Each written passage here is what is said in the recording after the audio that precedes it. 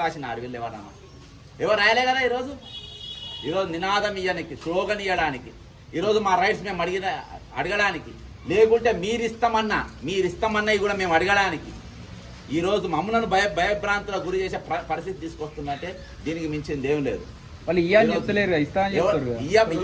Brother ఇస్తాము ఇస్తలేరు అనేది కాదు. ఈ రోజు ప్రభుత్వ పెద్దలు ప్రతిసారి గుర్తు చేయాల్సిన బాధ్యత ఏమున్నది. 46 జీవో ఎత్తేస్తాం, మరి ఎత్తేసిండ్రా. 29వ జీవో తీసుకొని వచ్చిండ్రు, ఎత్తేసిండ్రా. ఈరోజు ఒక నోట్ల అన్నం పెడుతున్నా ఇంకో నోట్ల గొంతు పట్టుకుంటుండ్రు. అది ఎట్లా?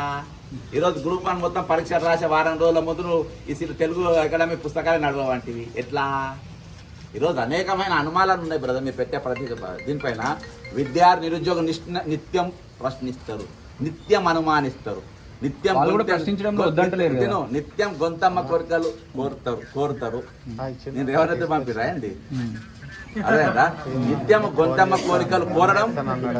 మేము ఆశావాదులం అబ్బా. మేము బరాబర్ అడుగుతాం, మేము బరాబర్ అడుగుతాం, బరాబర్ నిలబడతాం. నీ బాధ్యత అది. మేము పుణ్యాకేం గెలవలేయాలి. మేము ఒక చూసి ఎవరు గెలవలే. వీళ్ళందరినీ డొక్కు బస్సులలో ఎక్కించుకొని ఒక పూట ఇవ్వకుండా వీళ్ళు ప్రచారం చేస్తారు. మీరు చేసి వచ్చిండ్రా? మీరంతా కుమ్మక్కాయ తింటిది ప్రతి దాంట్లో. ఇయాటి వరకు ప్రభుత్వం మారింది కదా. 2016 పేపర్ లీకేజ్ ఏమైంది? 2022 సిట్టు, 2022 గ్రూప్ 1 పేపర్ లీకేజ్ అని జైలు వేసినారు వాళ్ళను. ఈరోజు మళ్ళీ వాళ్ళగా నౌకర్లు చేశారు.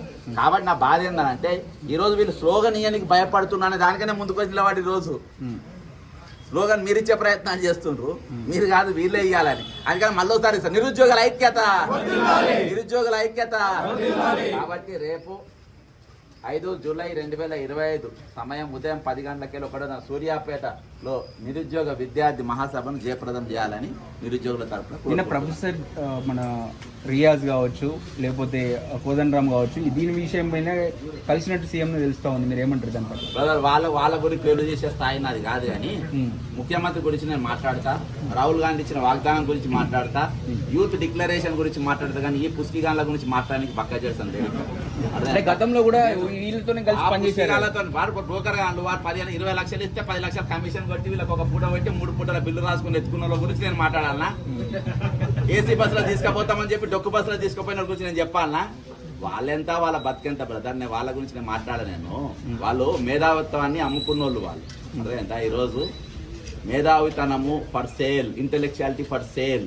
అర్థమైందా? వాళ్ళు కూడా అమ్ముకునే పరిస్థితుల్లో ఈరోజు వాళ్ళు ఉన్నారు. వాళ్ళ గురించి నేను మాట్లాడగానే ఈరోజు మాకు ప్రియాంక గాంధీ గారు చెప్పిండు 4,000 నిరుద్యోగ వృత్తి అంటే ప్రియాంక గాంధీ విలువ లేదా? రాహుల్ గాంధీ గారు చెప్పిండు 2 లక్షల ఉద్యోగాలు విలువ లేదా? అశోక్ నగర్కి వచ్చి చెప్పిండు విలువ లేదా? మీ అంత అందంగా ఎవ్వరు లేరు. మీరు వారం రోజు